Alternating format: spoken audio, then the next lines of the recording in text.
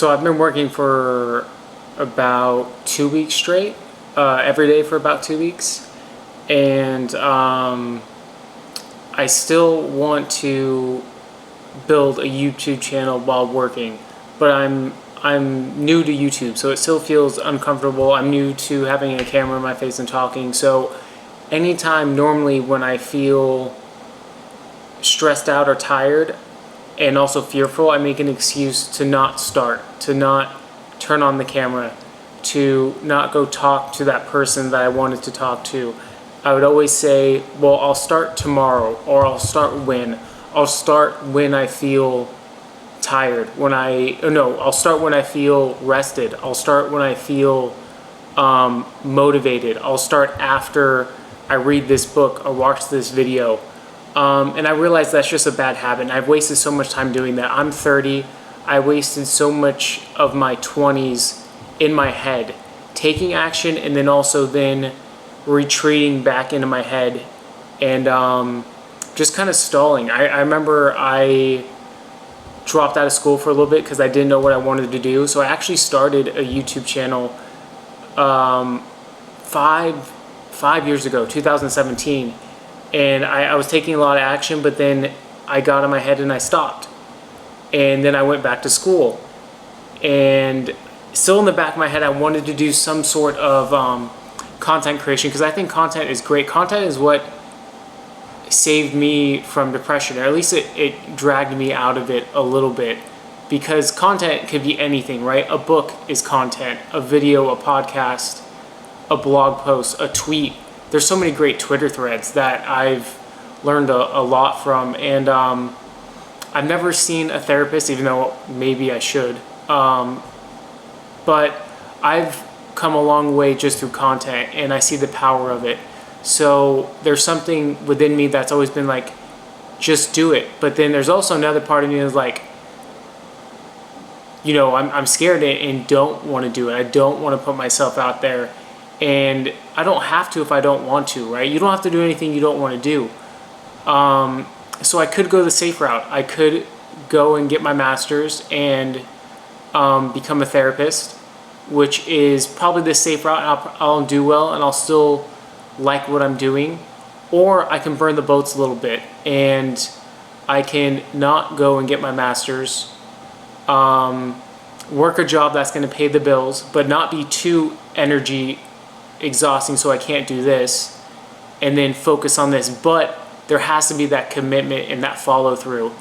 And I'm making a promise to myself, and to just do it even if I'm tired, do it even if I'm not going to be perfect at it or good at it. Just turn on the camera, start talking. I didn't even write a script for this one, because another part of me wants to make these videos a little more authentic. I feel like the scripted videos feel very stiff, and I want my videos to feel like you're actually talking to someone.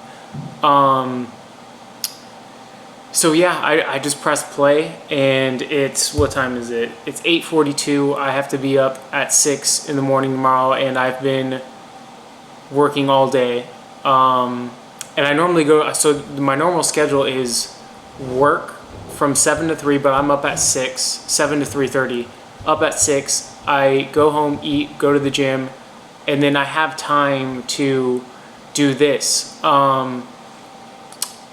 But if you're just feeling tired and a little scared, you're going to make an excuse not to. So don't do that. Don't do what I did for almost my whole 20s, because I remember from even 18 to 22, 23, I didn't even approach people that I should have approached and pushed my comfort zone then. And I wasted on so many connections and opportunities and moments and experiences.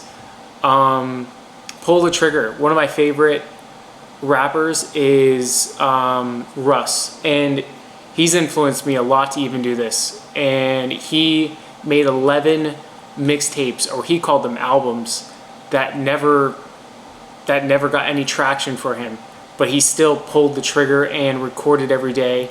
So that's what I plan on doing. I plan on recording whether I feel like it, whether I don't feel like it, whether I'm tired, happy, and it's just going to be part of a routine. So just start something. You're never going to be good at something until you do it over and over and over again, and you're not going to feel comfortable probably for a while. I remember I didn't feel comfortable talking with people for almost, I would say, a year or two. Even still, I have a little tension tension in my body and in my mind when I go to a new setting. But now that, 10 years later, so I started working on my social skills back in 2010. 12 years later now, I've been taking interviews with higher ups in companies. I've almost had to interview every day, and I don't feel nervous in these interviews. These are people that I see intimidate some of my coworkers, and they don't intimidate me. And it's really because I've pushed my comfort zone by approaching people that I felt attracted to, or I've made comments to celebrities. So Aaron Rodgers used to come into the coffee shop I used to work at, and the first time he came in, he had something in his hand and he dropped it. And I said, "Oh, you fumbled that." So, I didn't say anything to him. I didn't want to make it a big deal that I knew who he was. He came in, I was like, "What's up, man? What are you getting today?" And he said what he was getting, and then while I was making his order, he grabbed something, and then at the register he dropped. I was like, "Oh, you fumbled that." Interestingly, he went to the gym that was close to the coffee shop I was working at. He told all the trainers that I said that, and sure enough, the trainers came in to the coffee shop and were like, "I can't believe you said that to Aaron Rodgers." And if I can say something to someone as big as Aaron Rodgers, I don't fear a president in a company that, I don't know, maybe not too many people know the company. So, and that took me a while just to get that place to make a comment to Aaron Rodgers. I spent 2 years straight at Starbucks talking to every customer that came in. No matter how that customer looked, whether they were happy, sad, homeless, angry, rushed, I try to make them laugh or get them to like me. No matter what, my goal is to move the interaction forward a little bit and see what can make of it. And I realized I have to have that same mindset with YouTube and content creation, because I still been putting off making TikTok. TikTok, for whatever reason, is that platform baffles me, how the algorithm works and how people are getting massive followings off one little 10, 20, 30-second clip. And I like how short and condensed the content is on there, so I do have to experiment with that, and that's really pushing myself out of my comfort zone, because I see that platform and I'm like, whoa, I don't know if I'm ready for that. But tomorrow I will probably make a TikTok or two, and maybe I'll take clips from this video and make a TikTok or two. So we'll see. I still have to experiment, and it's more about doing things despite not knowing how to do them. I just got this camera that I'm filming this on, and it's different than the camera I shot my first 4 videos on. My first 4 videos were shot on my iPhone. I had to get a different lens for my iPhone, had to download this app, and a lot of things I just don't know how to do. I'm not the most tech savvy person. I just got an iPhone. Previously I had an Android, and I had an Android my whole life, and I'm still biased towards the Android.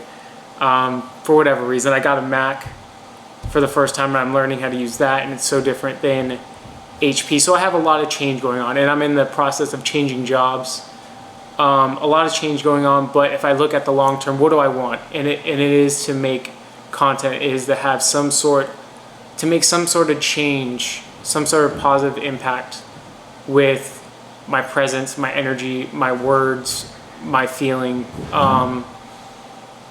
So yeah, I hope this video helped you. Just start the thing that you want to do, even if you're scared. That fear may not go away for a while, and just have fun with it. Fear is just an emotion. It doesn't have to be taken so seriously. I think that's why I feel so comfortable right now talking in this camera. I realize it's okay to be scared, and once you're not scared of being scared, you can accomplish a lot. So just do the damn thing. Just press record, and until next time.